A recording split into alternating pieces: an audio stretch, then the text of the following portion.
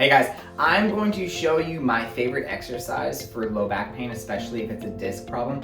Now, this is a really dumb, straightforward exercise, and when you do it, you're like, it cannot be that easy. And then you do it, and you're like, oh my God, it is that easy. I can't believe it's something that simple. And then you're like, who cares, because this makes me feel better. Okay, this is an extension exercise, and the reason why this works is when we have a disc problem, typically the weakness is in the back part of the disc, and that's where like the inside gel material is kind of pushing out of. So when you're doing a lot of sitting or a lot of leaning forward, you're putting pressure on the front of the disc, and all of that pressure takes the jelly on the inside and squeezes it backwards towards the nerve, causing the symptoms in your low back, okay? So anything we can do to actually squeeze the back part and push the material forward, we tend to feel a lot better, okay? So I'm gonna show you what you are gonna do at home, and if this feels good, I typically tell my patients to do like 2 sets of 10 to 12 at home every 2 hours, and that starts to kind of get the ball rolling. Now, if you do this and you feel like, wow, this makes me feel better,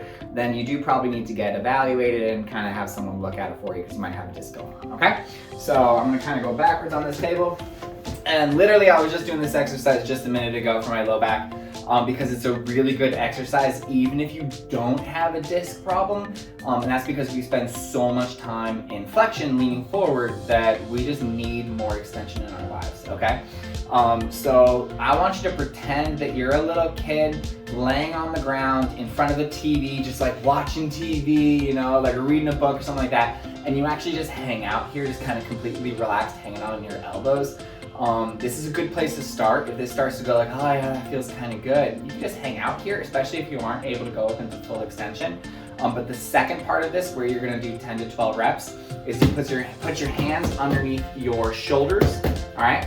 And then from here, you try to keep your hips in contact with the table, but it's not as important as trying to get full extension with the arms. So from here, you just push yourself upwards as high as you possibly can go, trying to get full extension with your elbows, okay? If your hips come off, that's fine. It's much more important to get straight extension with those elbows.